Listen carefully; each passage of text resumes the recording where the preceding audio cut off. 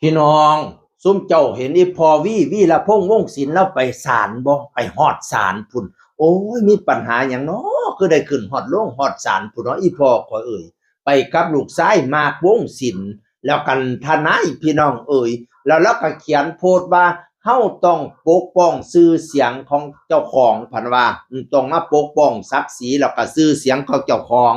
ผู้ใดแม้มายำยี่ศักดิ์ศรีเราพี่น้องเอ่ยเออ โอ้จักว่าขึ้นศาลเรื่องอีหยังพี่น้องเป็นเครื่องหมายคำถามอยู่บ่มีผู้ใดฮู้ก็ยังว่าข่อยก็จอบเราฟังถ้าฟังแล้วเว้าอยู่ว่าเราสิเว้าจังใดหลังจากลงจากศาลไปแล้วก็ขับรถไปพุ่นไปจังหวัดปราจีนบุรีไป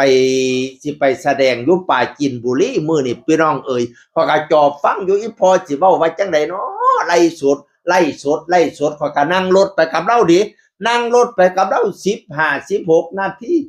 แล้วบ่เว้าจักความก็ละท่าฟังความเว้าเจ้าอยู่อีพอบัดสิลงแล้วเว้าว่าบ่เว้าแท้ดอกเนาะพะนะว่าเดี๋ยวก็ฮู้ดอกเดี๋ยวก็สิได้เปิดเผยดอกเดี๋ยวก็สิฮู้ดอกแต่ตอนนี้บ่เว้าแท้ดอกเนาะว่าซั่นว่าโอ้ยเขาอุตส่าห์นั่งรถนำไปกับเราจนว่าพอเหียบพอแฮงแล้วบ่เว้าจักความแหมอีพอแหมเฮ้ย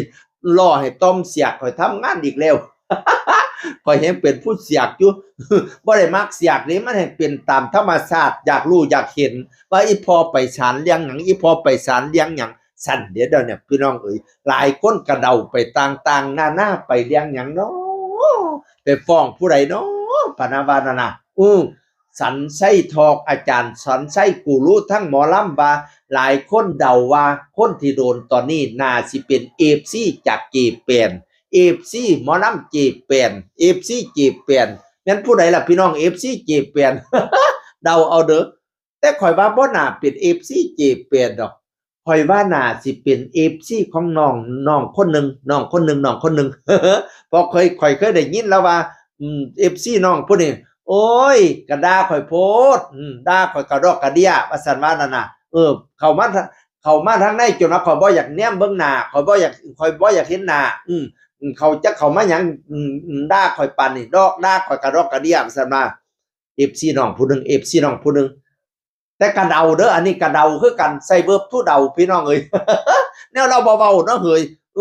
จักสิเป็นอะไรก็ตามสร้างดอกก็เป็นกำลังใจให้เด้อพอเด้อหลายคนก็เข้ามาคอมเมนต์ว่าเป็นกำลังใจให้เด้อพอเด้อสู้ๆเด้อเป็นกำลังใจให้เด้อ FC ทั้งหลายก็เข้ามาให้กำลังใจให้อีพอวีรพงษ์วงศ์ศิลป์ผู้ช่วยศาสตราจารย์ดรเกียงไก่ปัญญาประเสริฐกุลเจ้าของหมอลำเกียงไก่อีสานศิลป์ซึ่งจะเปิดในฤดูกาลหน้านี้ก็เข้ามาคอมเมนต์ให้คุณพ่อ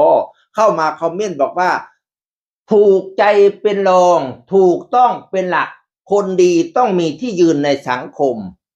ผู้ซอยศาสตราจารย์ดรเกียงไก่ปัญญาประเสริฐกุลเจ้าของวงเกียงไก่อีสานศิลป์โอ้ยจะแม่นเพิ่นว่าดีให้ถูกใจเป็นรองถูกต้องเป็นหลักพะนะว่าโอ้ยสมกับเพิ่นเป็นนักวิชาการผู้เฉลียวฉลาดอยู่พี่น้องเอ้ย พอกลับไปเม่นน้ำดิ เป็นกำลังใจให้ได้พอผู้ใดจังอื่นคนเก่า อยากอยากอยากมีซีนอยากมีแสงน้ำเข้าไปกันให้กำลังใจเรา ไปเราก็ท่าจอบฟังข่าวน้ำกันพี่น้องว่าคุณพ่อไปศาลเรื่องอะไรเร็วๆนี้แหละเร็วๆนี่แหละจะต้องเปิดเผยสู่สาธารณะแล้วบอกว่าเดี๋ยวจังน้อยก็ฮู้ดอกจังน้อยก็ฮู้ดอกพะนะว่านั่นน่ะจังได๋ก็เป็นกำลังใจให้พ่อเด้อเรื่องอีหยังเดี๋ยวข้อยสิมาเว้าสู่ฟังให้ข้อยฮู้แล้วหรือผู้ใดฮู้แล้วเว้าสู่ข้อยฟังแหน่จากเสียงอื่นคนเก่ามาเว้าสู่ฟังสวัสดีครับสวัสดีครับ